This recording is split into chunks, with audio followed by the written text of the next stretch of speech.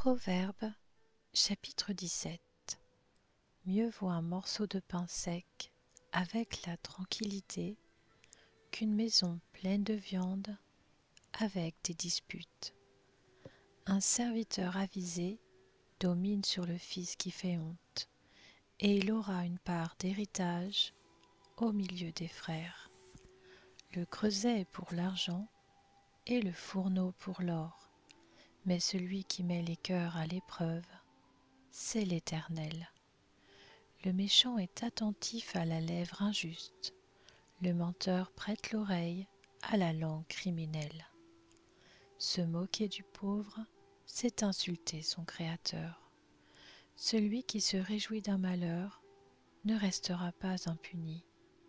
Les petits-enfants sont la couronne des vieillards, et les pères sont la gloire de leurs enfants. Si les paroles distinguées ne conviennent pas à un fou, les paroles mensongères conviennent d'autant moins à un noble.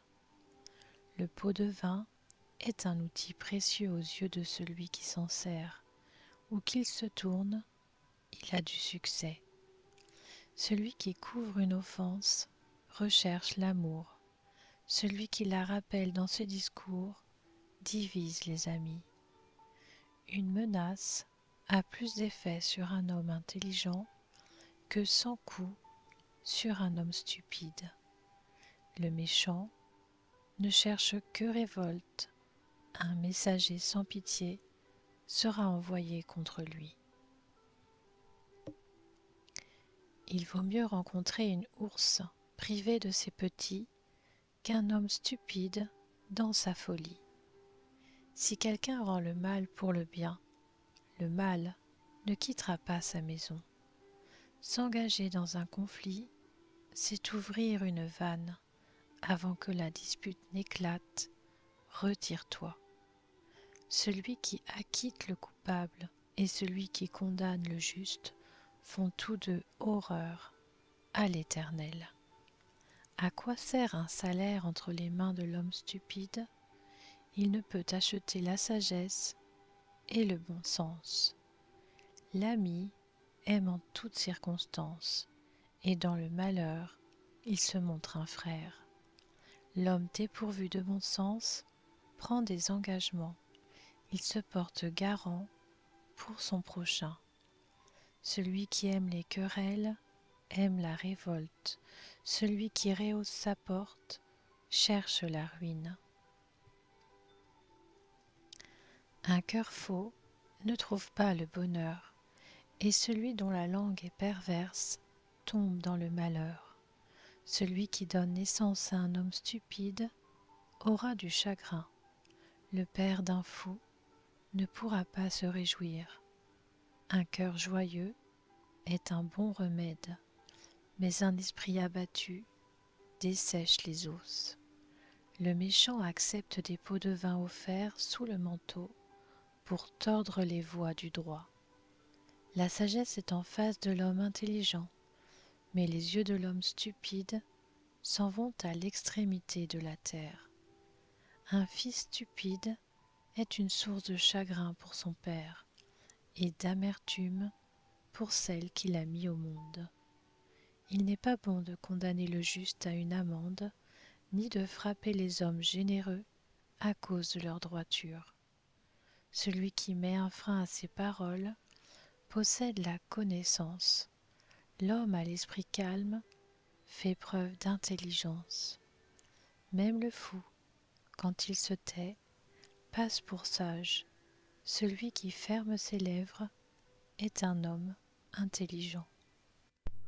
Proverbe, chapitre 18.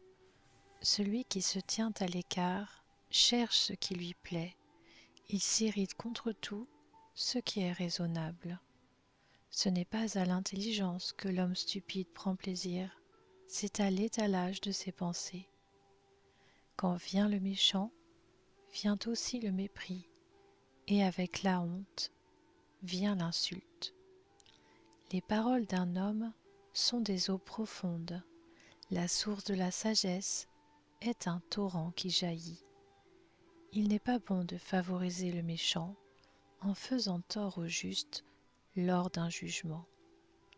Les lèvres de l'homme stupide se mêlent aux querelles et sa bouche appelle les coups. La bouche de l'homme stupide provoque sa ruine et ses lèvres sont un piège pour lui-même. Les paroles du critiqueur sont comme des friandises, elles descendent au plus profond de l'être. Celui qui se relâche dans son travail est frère de celui qui détruit. Le nom de l'Éternel est une tour fortifiée. Le juste s'y réfugie et se trouve en sécurité. La fortune du riche est sa forteresse. Dans son imagination, elle est comme une haute muraille. Avant la ruine, le cœur de l'homme se montre fier, mais avant la gloire se trouve l'humilité. Celui qui répond avant d'avoir écouté fait un acte de folie et se couvre de honte. L'esprit de l'homme le soutient dans sa maladie, mais si l'esprit est abattu, qui le relèvera? Un cœur intelligent acquiert la connaissance, et l'oreille des sages la recherche. Les cadeaux qu'offre un homme lui ouvrent la voie et le conduisent auprès des grands. Le premier qui défend sa cause paraît avoir raison. Vient sa partie adverse et on lui demande des preuves. Le tirage au sort met fin au conflit et tranche entre les puissants. Un frère offensé est pire qu'une forteresse, et les conflits sont pareils au verrou d'un château. C'est grâce aux fruits de sa bouche que l'homme rassasie son ventre. C'est du produit de ses lèvres qu'il se rassasie. La langue a pouvoir de vie et de mort. Ceux qui aiment parler en goûteront les fruits. Celui qui trouve une femme a trouvé le bonheur. C'est une faveur qu'il a reçue de l'Éternel. Le pauvre parle en suppliant, mais le riche répond avec dureté. Celui qui a beaucoup de compagnons les a pour son malheur, mais il y a des amis plus attachés que des frères. Proverbe, chapitre 19. Mieux vaut le pauvre qui marche dans l'intégrité que l'homme stupide aux lèvres fausses. Le manque de connaissance n'est bon pour personne, et celui qui précipite ses pas tombe dans le péché. C'est la folie de l'homme qui pervertit sa voie, mais c'est contre l'Éternel que son cœur s'irrite. La richesse procure un grand nombre d'amis, alors que le faible se retrouve séparé de son ami. Le faux témoin ne restera pas impuni. Celui qui dit des mensonges n'échappera pas à la sanction. Ils sont nombreux, ceux qui flattent l'homme généreux. Tous sont les amis de celui qui fait des cadeaux. Si tous les frères du pauvre le détestent, ses amis s'éloigneront d'autant plus volontiers de lui. Il aura beau les poursuivre de ses paroles, ils auront disparu. Celui qui acquiert du bon sens s'aime lui-même. Celui qui garde l'intelligence trouve le bonheur. Le faux témoin ne restera pas impuni. Celui qui dit des mensonges va à sa perte. Il ne convient pas qu'un homme stupide vive dans les délices, encore moins qu'un esclave domine sur des chefs. L'homme avisé est lent à la colère, il met sa gloire à passer par-dessus une offense. La colère du roi est comme le rugissement d'un lion, et sa faveur comme la rosée sur l'herbe. Un fils stupide est une calamité pour son père, et les querelles d'une femme sont une gouttière sans fin. On peut hériter des parents une maison et des richesses, mais une femme prudente est un don de l'Éternel. La paresse fait tomber dans un profond sommeil, et l'homme nonchalant connaîtra la fin. Celui qui garde le commandement se garde lui-même. Celui qui ne veille pas sur sa conduite mourra. Celui qui accorde une faveur au pauvre prête à l'Éternel, qui lui rendra son bienfait. Corrige ton fils, car il y a encore de l'espoir. Ne désire pas le faire mourir. Celui que la colère emporte doit subir une sanction. Si tu la lui épargnes, tu l'encourages à recommencer. Écoute les conseils et accepte l'instruction. Ainsi tu seras sage dans la suite de ta vie. Il y a dans le cœur de l'homme beaucoup de projets, mais c'est le plan de l'Éternel qui s'accomplit.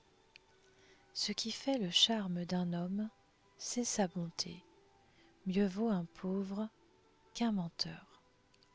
La crainte de l'Éternel mène à la vie.